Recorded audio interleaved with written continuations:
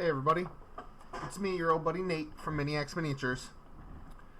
I've had a couple of requests of people who are starting to make their own molds from sculptures that they've made, and they want to know how I prepare my molds to make sure that I don't get any air bubbles trapped in there or have any problems casting. So what I'm going to do is today I'm going to try to go ahead and show that and show some of the possible pitfalls and how to avoid them. So here we have a tiny little sculpture I've made. This is 28mm figure, but a midget, so he's shorter than actually 28mm. He's more like 18mm. If I had somebody to compare him to, I could show you. Okay, this guy looks 28mm. So, oh no, he's a goblin. So you can see, this is a goblin. He's about the size of a human midget, and you can see they're very comparable in size. The first thing you need to do when you're preparing your mold is to get a box ready. A lot of people like to make their boxes out of foam core and stuff like that, but I like to use Legos. They don't leak. I just put 2 rows deep of Legos. So what I'm going to do is I'm going to take some blocking clay, which I have 5 pounds of it. I bought it from Amazon.com. Sargent Art Plastilina is what I'm using. It's really inexpensive, easy to get. I got 5 pounds for $16, and I've used it already for 18 months worth of molds. So that's 18 plus however many other figures I made besides my Patreon figures. So you can go ahead and take it on faith that this stuff will last you quite a while, especially when you have 5 pounds of it. You end up only using a little bit at a time. Anyways, I'm going to fill this in just to a depth, just enough of a depth so that the model isn't going to touch the bottom of the wall. But you have to build up at least enough to make sure that there's going to be your 1 centimeter all the way around each side of your model. That includes the front, the back, both sides, the top, and the bottom. All 6 sides need a centimeter, about ½ an inch or so of clearance. Okay, so first things first, I got a layer of clay in there all the way up to the corners. Okay, I'll now take this tool. This is just a dental tool. I bought a whole set of dental picks for these jobs, but I use these to prepare my molds as well as for sculpting quite a bit. You can see I'm just going to scrape off the top so that it's pretty level and flat on the top. Anything that comes out, I'll just set aside. I'm just trying to scrape the surface so it's relatively flat. It's really easy to do because this plastilina is very soft, very soft. It's firmer than Play-Doh, but not by much. Play-Doh is just so soft, It's for little kids' hands. This is like adult Play-Doh. You can make really good sculpts with it if you really wanted to. But not permanent sculpt. There's no way that I know of to harden it into a permanent sculpture. Now I'm going to take the more detailed side of my mold. That's usually the face and the front. I'm going to put them in face down. And there's a reason for that. Also, you'll notice, okay, these guys, when I pour these, okay, generally I pour it in through the feet and fill it from the head and go up this way. So you have to imagine if this was hollow and there was a box around it and you were pouring in through, say, this foot, it would pour down to the head, fill up through the arms, fill up through the leg until it fills all the way up to the top, and then you'd have a complete model. But if you look, there's a bit right here where it forms an up point. Okay, you can see air will get captured in that spot unless I do something to make sure that it doesn't, and I'll show you how to do exactly what you need to do to make sure that all the air gets out of your molds. Okay, so first things first, I'm going to place him just about in the center. His head can be slightly closer to since I'm making pour spouts on this side, his head can be just ever so slightly closer to that side. Now I'm going to gently push him in, being sure not to deform the model in any way. It can't adjust its pose or anything. It has to be perfectly relaxed in its new position. Now you can see I have it embedded in the clay there. Not really quite as full as I need it to be, though. I need there to be like a bit in there between the legs. Now I'm sorry if this part's boring, but I am going to make you watch me do this because it's important to know how to do it. You can see I'm trying to bury approximately half of the model, and I'm deciding where I want these lines. There will be a line on your model around where the edge of the two sides of your mold meet. So you're thinking about that right now while you're doing this stage of the process. You want to be planning ahead for your mold line. You want to make sure there's no debris on your model as well. Now this is just the first step in getting it prepared. Once I get this in where I'm happy with it and there's no clay, no plastilina on my model, which would prevent it from molding properly and create a flaw in the mold. That's what you want to avoid, is making flaws in your mold by having debris in there, and flaws in your mold by having air in there, and flaws. I mean, basically, when you're making the mold, it's almost, I would almost say that it's more important than the actual sculpture. I mean, of course, the sculpture is the key thing. Like, you're making a reproduction because you made a good sculpture. But it's really important on your, like, if you're making reproductions, basically your sculpture is just a way to get your mold, you know? Once you get the mold, you then have to pour all the copies into that mold. And every one that comes out is going to be affected by the quality of that mold. So it's really crucial to do a good job on this stage. Make sure that your model is absolutely clean of debris.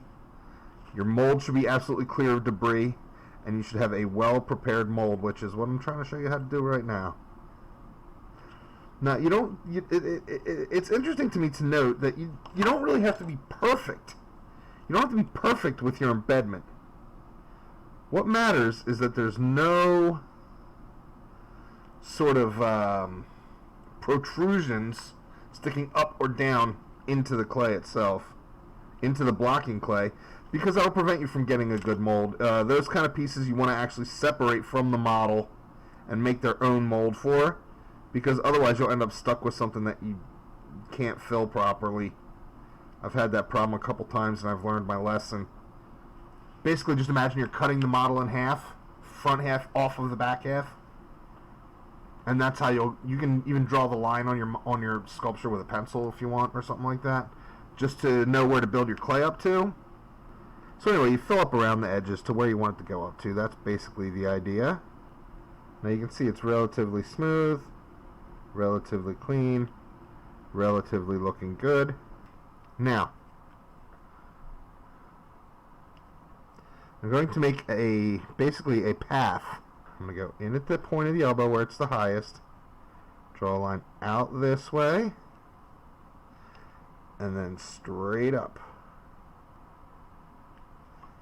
This is where my air is going to escape from my mold when it's done. Add a line to this foot to make sure the air can get out of the toe. Gonna need something similar from this cane. Okay. And then from the other foot as well. Can you see what I've done there? I've dug out little trenches from the toe and from the elbow all the way up to the top of the mold. And again, the reason for that is to make sure that any air gets trapped in the inside of the mold can escape easily, and it's also a really convenient way to know when your mold is full, because when the resin comes up through one of the different pore spouts on your mold, you know that it's filled it all the way up. Okay, I also like to put one coming out of the bottom of the head. Now this one, I only just started adding recently, but I put one coming out of the bottom of the head, okay, like so. Then I draw a cross, thusly,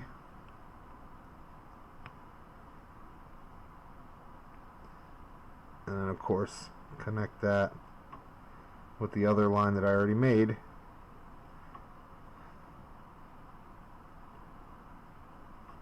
Now you can see there is nowhere for any air to get stuck.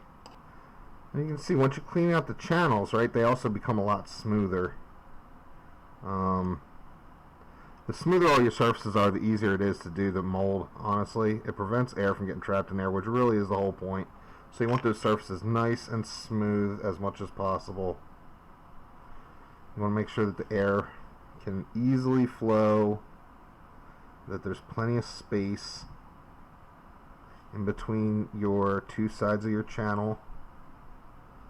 Okay, you want to kind of try to maintain sort of a consistent depth in your channel.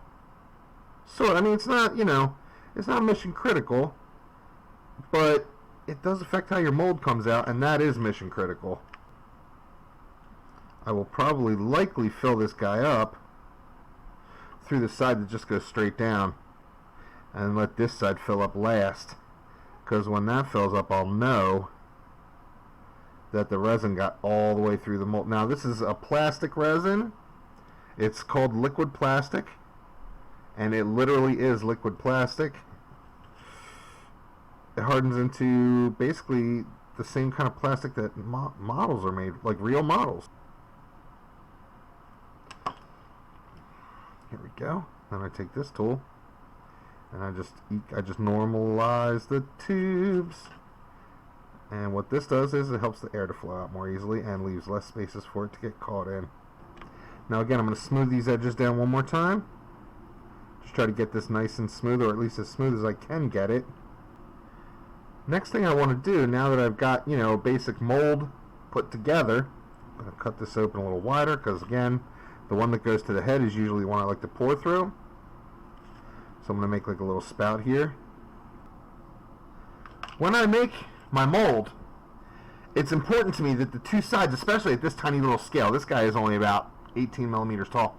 When they're this small, it's really important to remember that you want this thing to line up perfectly when you put it back together. After you take it apart and take the model out, you want the two sides to line up on their own. I take a tool much like this one. This is an old paintbrush, actually. I pulled the handle out after I ruined it. Here you go. And I sharpened it with a pencil sharpener. That's all I did. And that's how I made this tool. And then this end is still a nice round dot. I will use this to make some depressions in the clay, which will help to line up the mold. Watch this. I mean, you can just use your imagination, and already you can see, oh yeah, the two sides of the mold will lock together. Okay. So there you see I got some big dots that will help this thing lock together. Now I'm going to put some little dots. These will help it line up better, but believe it or not, it also helps prevent leaks by creating a sort of greater surface area between the model and the edge of the mold, so that if it does start to leak in between the two sides of the mold, it has a much harder time making it all the way to the edge.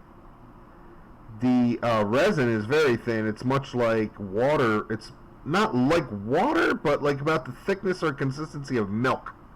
So like it can leak. You have to be careful. There you can see all I've done to make sure the mold lines up when I put the other side on. Now, the resin will come in here. It'll fill up through there. It'll start to go in through this. See, it'll come out through there. It'll come out through there. It'll come out through there. It'll fill that up, and that's how I'll know when I have the complete model. And basically, there you have it. That's the first half of your mold prepared. Hit the like button, hit the subscribe button. I'm going to make some more videos about this and show the rest of the process, how to get a complete mold and how to cast your models. I'm really excited. I want to thank you all for watching. Thanks for checking me out. My name is Miniacs Miniatures. If you want to support me, you can support my Patreon. I also stream on Twitch at Miniacs Miniatures, and I'm on Instagram at Miniacs Miniatures. So be sure and check me out there as well. And thanks for your time. See you next time.